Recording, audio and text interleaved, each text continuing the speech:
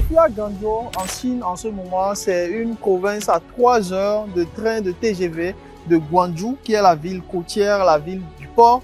Et je vais vous présenter toujours les maisons mobiles. Nous allons parler de ces maisons-là que mon partenaire Alain a présenté sur sa chaîne. Et vous allez voir qu'il y a de grosses opportunités pour vous, que ce soit des hôtels, des gouvernements, des projets industriels, que ce soit des Airbnb. Il y a vraiment de l'argent à se faire dans ce type de maison-là.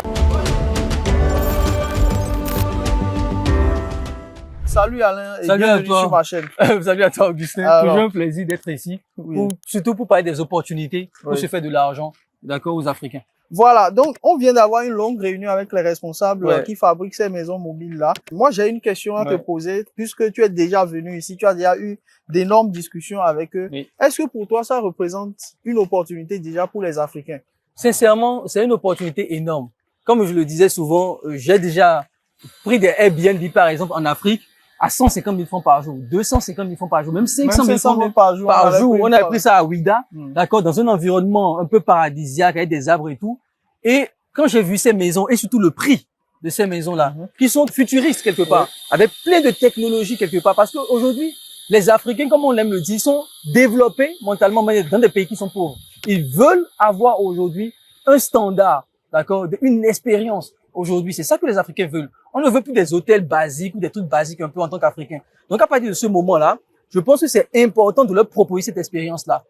C'est quoi le type de maison dont on parle? Est-ce que tu peux développer un peu Non, en fait, de façon plus imagée? Oui, en fait, c'est des préfabriqués. C'est des maisons qui sont préfabriquées avec des matériaux qui sont extrêmement qualitatifs, c'est-à-dire résistants à l'humidité, au feu, tu vois, au séisme même, hein, résistants au temps. Donc, faut savoir que la Chine, c'est un pays qui a plein de climats différents en fonction des régions, tu vois. Donc, si c'est des maisons qui sont utilisables en Chine, ça peut être aussi utilisable en Afrique. Donc, on a des choses qui sont extrêmement qualitatives. Et derrière, en fait, l'idée, c'est d'avoir des maisons qui sont préconstruites, qu'on met dans des conteneurs en pièces détachées, qu'on envoie chez vous en Afrique. Et une fois sur le terrain, vous remontez la maison rapidement et elle est extrêmement luxueuse. Et c'est ça, en fait, le plus important. C'est de se démarquer. Aujourd'hui, on a des hôtels qui sont extrêmement chers en Afrique pour une qualité qui n'est pas au niveau du prix. Médiocre. Mais médiocre, on va le dire, qui n'est pas au niveau du prix. Et c'est pour ça qu'à l'époque, j'avais fait cette vidéo, j'ai vu l'engouement. On a eu pas mal de personnes qui nous ont contactés, des agents immobiliers, des entrepreneurs qui sont dans l'immobilier et qui se sont dit, ah, ça peut être une opportunité que je peux exploiter.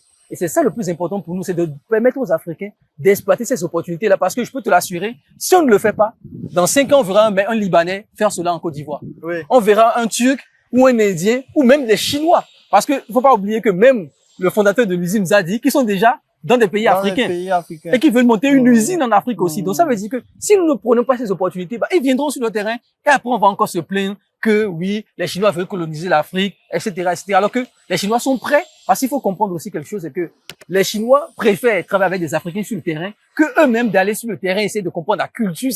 C'est très compliqué pour eux. Aujourd'hui Voilà. même, il y a ce qu'on appelle des GIE, comme tu l'as Voilà, dit groupement tout à l'heure. d'intérêt économique. Voilà.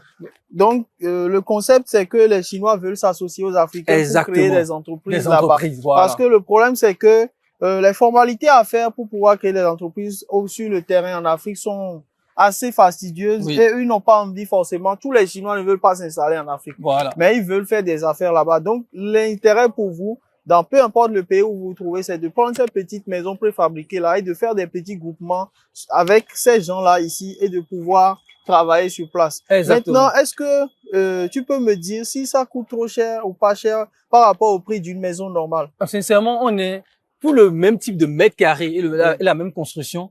En plus de ce qu'on a vu avec les discussions ici, on est 3 fois moins cher sur les maisons préfabriquées. Parfois même 4 à 5 fois moins cher. Quand on a vu des maisons de 100 mètres carrés sur 2 niveaux, extrêmement luxueux, avec des LED, etc., vraiment technologiques et tout, pour du 22 000 $. 22 000 $, on va faire 10 millions de francs CFA. Oui, sur 22 000 $, c'est 10 millions de francs CFA. Qu'est-ce que tu construis en Afrique aujourd'hui sur 100 mètres carrés à 10 millions de francs CFA? Avec ce niveau de détail, De finition. Oui. D'accord? On parle de climatisation, de mobilier intérieur, de tout, parfois, mais on peut te racheter un projecteur, les rideaux automatisés, avec une commande s'ouvre et ferme. Non. Est-ce que tu peux avoir pour 10 millions de francs CFA 100 mètres carrés construits comme ça? Quel est le minimum d'argent? Parce que bon, beaucoup de gens, peut-être, ils n'ont pas 10 millions. Ou bien simplement, ils ont 10 millions, mais ils veulent juste avoir une maison de petites vacances Quel est le minimum qu'on peut investir? Donc, aujourd'hui, on a vu le minimum, je pense, c'était du moins de 20 mètres carrés sur du 4 000 $. 4 000 $, les amis. 4 000 $. 4 000 $ que vous pouvez investir dedans. D'accord? Et en plus, bien évidemment, il y a le coût du transport qui va se rajouter. Donc, disons même, OK, que c'est du 7 000 $ avec le transport, dédouanement, etc. Donc, avec 5 millions ou bien avec 3 millions 500 000, 500 000. vous pouvez avoir une maison qui est disponible chez vous et qui est capable d'aller de ville en ville. Là, tout à l'heure même, je disais que j'allais créer un hôtel mobile. J'étais allé à Kpalimé, j'ai pris des hectares là-bas. Je pense que je vais mettre des hôtels là-dessus. On en a parlé, discuté. Donc ça, c'est vraiment super intéressant. Et pour les gens qui sont dans la diaspora, quel problème ça Mais peut? les gens qui sont dans la diaspora, il y a un gros problème. La diaspora, on le voit avec des vidéos sur YouTube, se fait systématiquement voler. À 98% des cas, tu es dans la diaspora, tu veux construire une maison en Afrique, bonne chance. Même si c'est ta famille. Là, on a des maisons qui sont construites en 2 jours, 3 jours, 4 jours. Tu peux descendre. En 1 semaine, c'est plié. Tu n'as pas besoin de confier ça à ton frère, à quelqu'un qui va voler ton argent. Et tu pourras même pas le mettre en prison parce que c'est la famille. Tu vois, en 1 semaine, c'est plié. Tu descends, la maison est montée. Quand le conteneur arrive, on te le dit, tu viens, tu montes ta maison rapidement et tu fais tes trucs. Et en plus, c'est technologique. Ça veut dire quoi? Que même si tu es de l'autre côté, tu peux savoir ce qui se passe. Tu peux savoir, voir dans la maison tout ce qui se passe. Est-ce que l'électricité est allumée ou pas? Est-ce qu'on gaspille l'eau ou pas? Tout ça est contrôlable. Donc, quand tu arrives à ce niveau, pour ceux qui sont dans la diaspora, je pense que c'est quand même des projets qu'ils peuvent faire et qui leur permettent de ne plus être soucieux, d'accord, de construire une maison. Moi, je connais des personnes qui ont construit la maison sur 5 ans. En Afrique, parce qu'ils étaient obligés d'attendre les vacances, parce que tellement on peut pas faire confiance sur le terrain, qu'ils attendent les 1 mois de vacances qu'ils ont en France pour rentrer au pays, dormir sur le terrain, sur le chantier, avec tous les maçons, pour avancer rapidement, tout clôturer, fermer, revenir 1 an après. Non, mais les gars prennent parfois 10 ans pour construire la maison avec la diaspora. Pour ceux qui sont intéressés pour pouvoir venir découvrir eux-mêmes la Chine et savoir ces usines-là se trouvent où, est-ce que c'est possible? C'est possible, justement. On a mis ensemble en place un programme qu'on appelle China Business Trip. L'objectif de China Business Trip, en fait, c'est d'inviter les entrepreneurs africains, que ce soit de la diaspora ou sur l'Afrique continentale, et qu'ils viennent en Chine voir eux-mêmes de leurs propres yeux les opportunités. Et c'est ce qu'on a fait. Pendant 2 semaines, on est avec vous tous les jours. On va faire au moins 8 villes chinoises, que ce soit Alibaba, on ira là-bas, que ce soit Sinotrop, on ira voir toutes les opportunités sur le terrain en Chine, construire des partenariats de collaboration, d'accord, dans différents domaines, que ce soit dans l'immobilier, dans l'agriculture, dans les machineries lourdes, etc.